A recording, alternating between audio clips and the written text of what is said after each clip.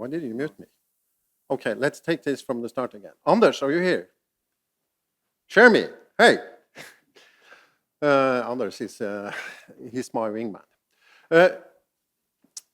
I'm here to talk about, I was invited, very thankful to NONOG and the program committee, especially by Eric Blix for inviting me to the very end of this conference, which when people are totally bored out and tired. So I'm going to excuse myself before I even start.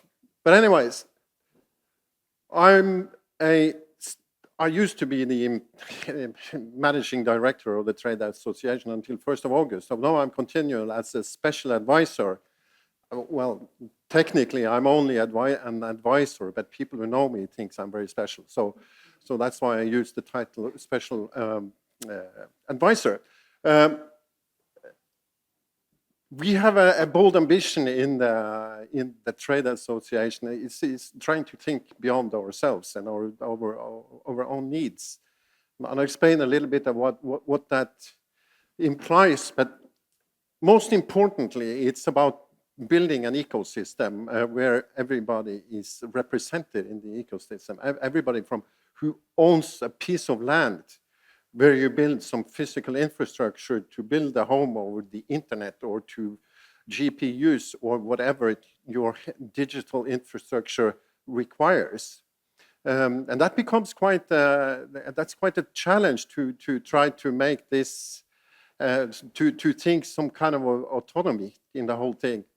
And how can we be self-sufficient and not so much reliant on foreign suppliers and foreign products, which we can never be completely independent, but we need to think more of an autonomy and self-serving.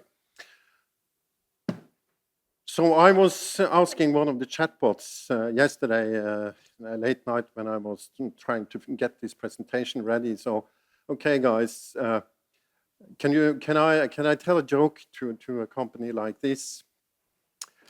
And I planned to start with a joke about UDC, but I didn't get it. This illustrates two things: how bad my humor is, and also how late it is in the afternoon. So I'm going to talk mostly about what's the big premise for building data center infrastructure in today's society. It's not dependent on the available land, it's dependent on power. How much electrical power are you able to gain? And if you have looked in the papers, you've probably seen many headlines and the catchphrases that says that data centers is going to gobble all the power in Norway, in the universe, in the United States, wherever. So I'm going to talk a little bit about who are the big players here. What's the amount of power they have actually applied for, and how much power is available, and how much power do we actually think this is going to end up to at the end of the day. So I'm going to just to show you these columns over here, and what they are. They actually, the dark blue part of the column, that's the amount of power that each of the players have reserved in the power system, and they can use to their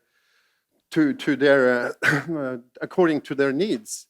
So Google here, they have actually a total of 1.560 gigawatts power that they have either reserved, or as the light blue part of the column, it's actually power in queue. So Google is by far the largest player in Norway, and the 240 megawatts that's indicated here in the dark blue part, that's their site in Skien, which is a couple of hours south of Oslo. And so they have built already the first phase, which is 120 megawatts, and they have now started the foundations of the second phase on the next 120 megawatts. And the residual amount here, that's spread across multiple locations. But because that the grid system in Norway it can't provide any predictability or any transparency on the amount of power I have applied for, let's say somewhere in Østfold, where there is a network, a node in the power system. And the grid company can only say, well, we assume it will be available in 2027. It's more like the joke from the old Soviet Union when a guy was actually ordering a carpenter to refurbish his house 10 years ahead of time. And he said, okay, but I will be at your place in 10 years. But what time? Oh yeah, you need to come in the morning because I'm waiting for the plumber after. So this is basically the predictability that the players are facing now. And one of the ways to solve that is that you basically place your bets on various locations. So without, I can't say this for sure, but I can say this for many of these players. They have placed applications on different places across the country, but not only across the country, but also across the Nordics and probably in Europe as well. And this, let's say, assume that Google has 3 or 4 locations that are basically waiting from the grid company to get the feedback. When can we get power here? So whenever they get the clear answer from the grid company, they say, okay, we will go here and we'll drop the rest. So what we will see, this is my prediction, as time goes by, that we will see a large dynamics in this, that this will change very quickly. And we know from Denmark that even 20% of the players here that has reserved power, they drop out, even after they have been paying for a network study, because everybody has to pay for a network study to do the engineering of the actual grid network, including transformers and new line builds and so forth. And this goes basically for everyone. And that's why we see these huge numbers in Norway. It's 35% of all the applied power in Norway across all industry, households, anything, 35%. In reality, this is going to drop down significantly. On the 22nd of September, we are going to publish a report that we have commissioned by Thema Consulting that would actually nuance this picture a little bit. So if you want to attend, to listen into this, just get in touch with Eirik so we can forward you the invitation to this meeting. So what can we conclude from this? It's like the Googles, the Green Mountains, the books, the Stacks, the everyone that basically builds the infrastructure that houses all kinds of infrastructure, internet infrastructure, call it digital infrastructure, servers, SA platform as a service, everything as a service, GPU as a service, neo clouds, whatever it is.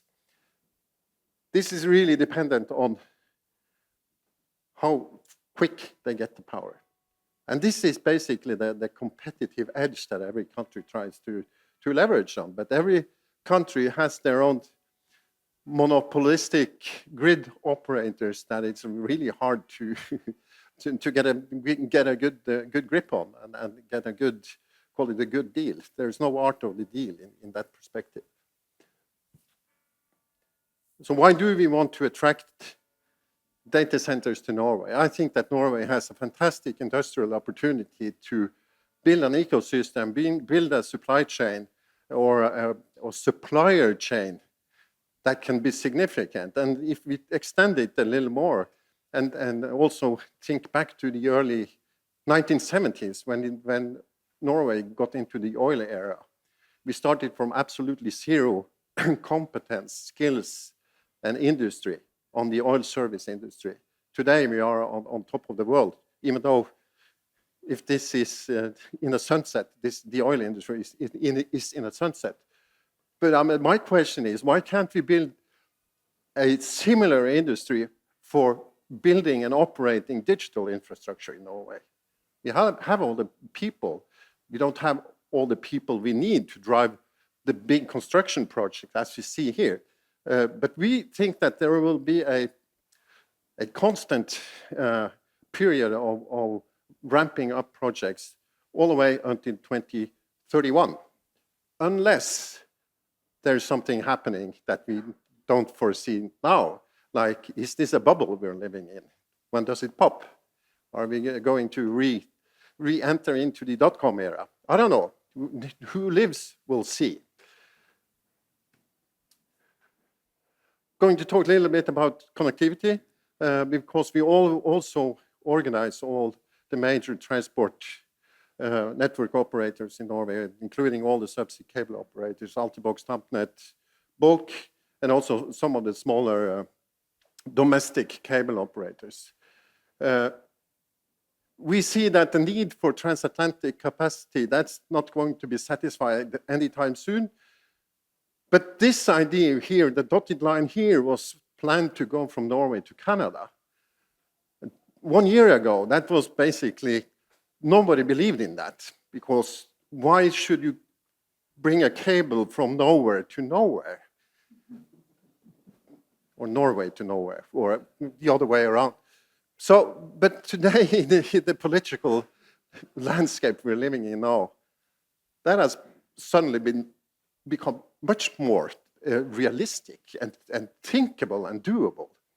So we are sharing on Bulk to see how its bulk infrastructure that actually has planned this from Kristiansand to Goose Bay, which is basically far north, at least in American standards. So we'll see how it goes. We are, as you see here, we are very well connected to the UK and the continental Europe.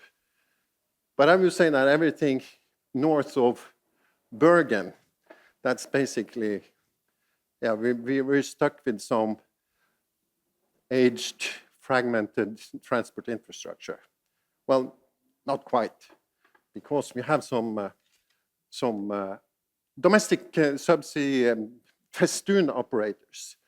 So this is Tampnet. It should actually, no, this is Tampnet, the straight line and the dotted line. If I'm not mistaken, that's the Norske Viking 2. And have you all you have heard about the line or the new connection to Svalbard and Jan Mayen from Jens Olav from Space Norway. So it's dotted, but it's going to happen. That's for sure. And there are two other projects that are even more interesting that I haven't put on here, and it's two trans-Arctic projects. Both are going from Japan through the Bering Strait and down to the coast of Norway, to the shores of northern Norway, hopefully. One is going through, the US-led project is going through the Northwest Passage, or planned to go there.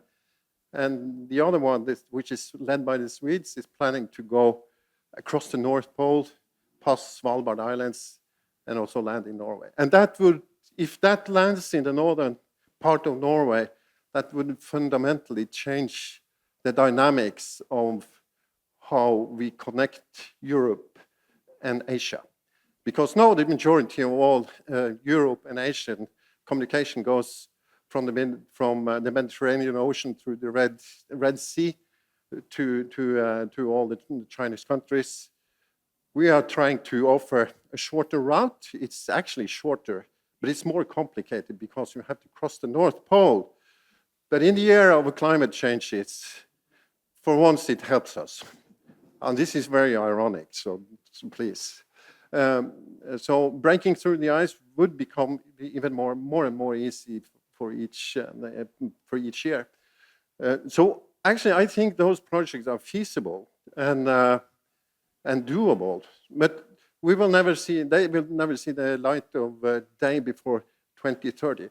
But there's another thing, basically, that's serving the thinking about beyond ourselves and our own needs. How can we support the scientific community that basically is focusing, most of the climate research is now focused on the Arctic Ocean and the countries around the Arctic Circle and you know that. And we are now working to how can we connect the planned trans-Arctic cables to ocean observatories that the scientific community has in the ocean now. And the interesting thing now that there's an institute in Bergen, the Nansen Climate Research Institute, that they have some moorings with sensors in the middle of the Arctic Ocean. And every second year, they have to go with boat and just jack up all the mooring and pull out the memory card that has recorded 2 years of time series of temperature and salinity differences across 2 years. So what we are thinking, what if we can offer the scientific community an online access to all their instrumentation and their observatories? I think it's a fantastic idea, but as everything in life, it comes with a price in terms of dollars and even more dollars. So we'll see. But there's definitely movement in this area. And basically, I think I've exceeded my 10 minutes, haven't I? With a good margin, as usual. Yeah. So I would say thank you. Questions? Please ask. I have a resting bitch face, but I don't bite. No one dares. Okay. But anyways, thanks for having me, and thanks to Nono for inviting me.